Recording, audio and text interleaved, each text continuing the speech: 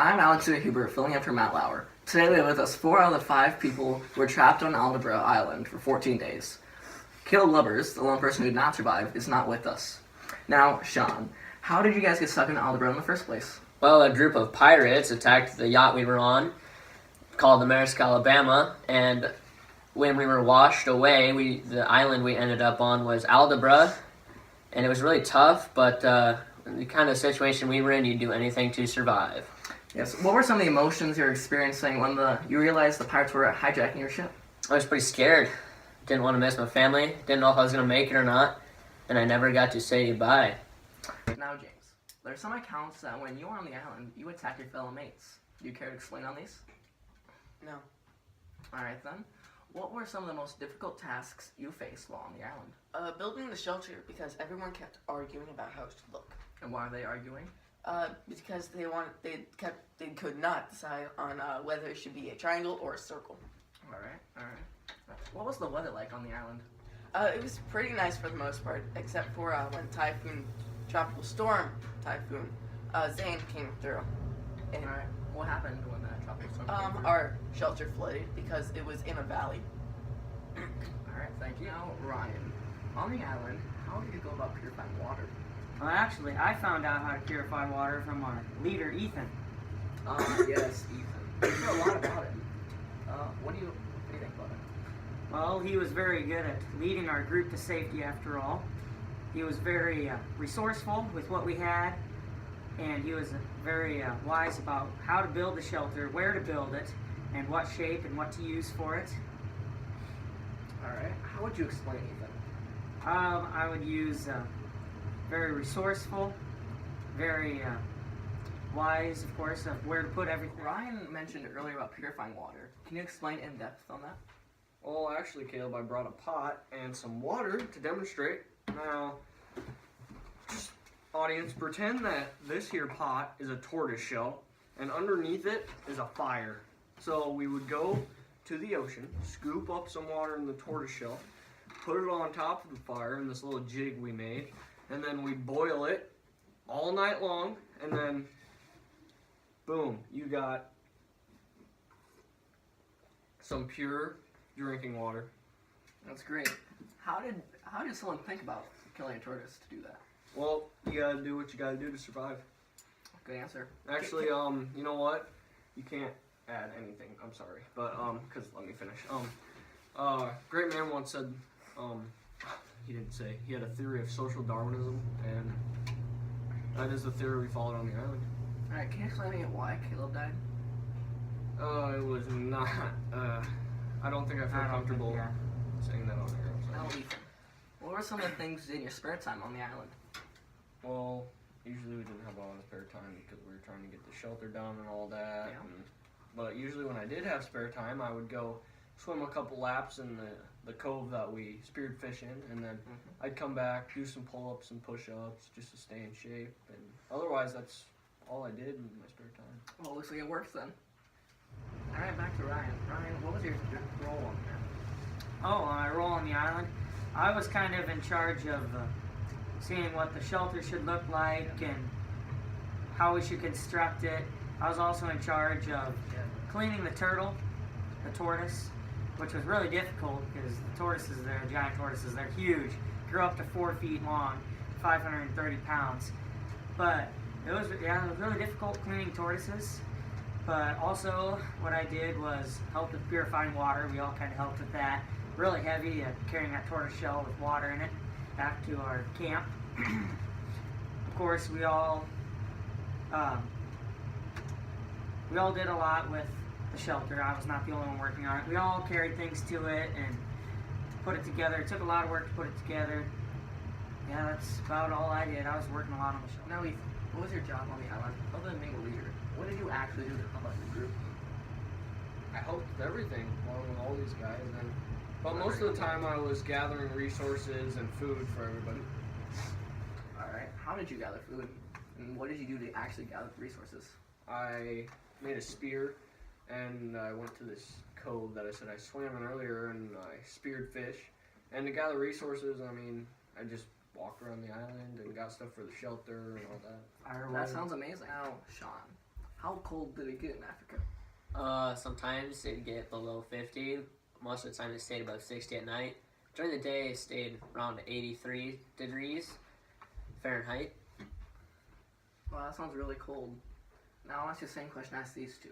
What was your role on the island? I kept the fire going because it was really hard to keep. I mean, to start, and to have to restart it would be very difficult.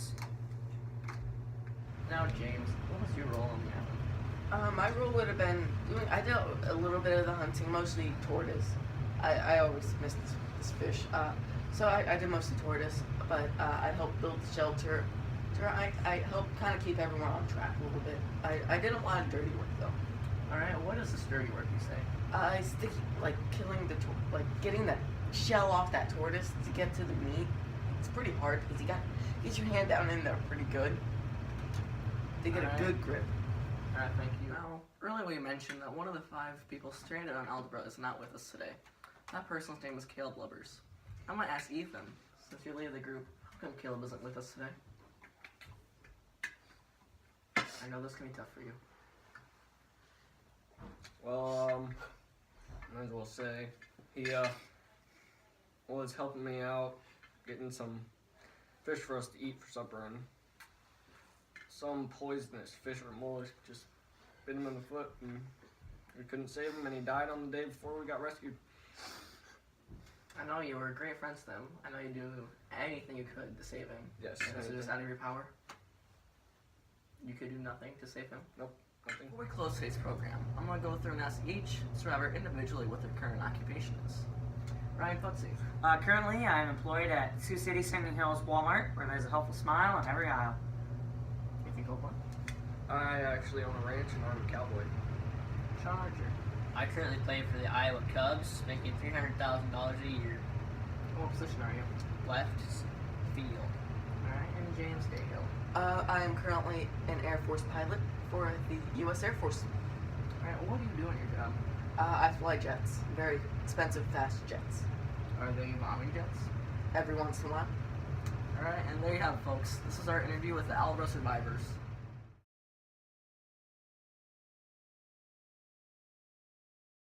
So what, you want to tell us anything? Yes, don't do it like that. You can't look at me, dog. Everybody stare at Caleb. No. Ready? No. Okay, just look at this. Just look at the camera. Alright, now James.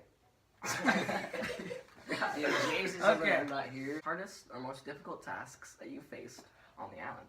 Probably building the shelter because everyone was arguing about how it should look.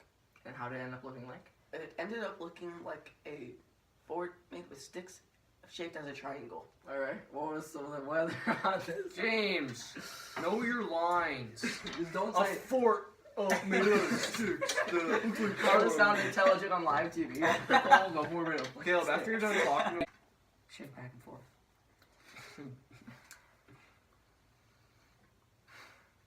Now, James, when you're on the island, Don't tell her you're getting better. no, I was just thinking of See, That scene once from Grown Ups once everyone where goes they're through like- this they're phase, sitting no, and no, they're like, I'm gonna start laughing. all right, no, shift. no. Oh, yeah, yeah, So they're looking at the girl, and then Yeah, she- like two of them look at the tree, and the They're other all, look at. they're like, we're all looking at And the shit. butt, aren't we? Why are we all looking at the tree? And shift. Now, 5, 4, 3, 2. welcome back to the Today Show. I'm Alex. Secret You're a little interview. hesitant. I'm looking at the camera. 4, 3. Pickle pepper. Hey, did you guys ever watch that movie, Broken Back Mountain? A very muscular man, I would say. Bastante. Bastante. Bastante, my friend. And How did really you heavy. actually hunt tortoises? Well, most of the time we just went out and waited for them. I did most of the hunting, but I did get help from everyone here. I did a lot of the dirty work by getting my hand in there into that shell. Budsy! Budsy! Bad for Google and voice cracks. Very hard. Guys, if you ever go goose hunting, Bring your call. Me neither. We're gonna do it under English. I know. All right, play ball. All right, we're playing ball. Ooh, a moose. You know, Three. This next question is bad for me too. water boy. Hey guys, go.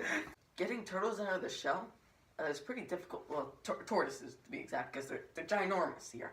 I had to take a stone and stick my hand in there and bash them. And then,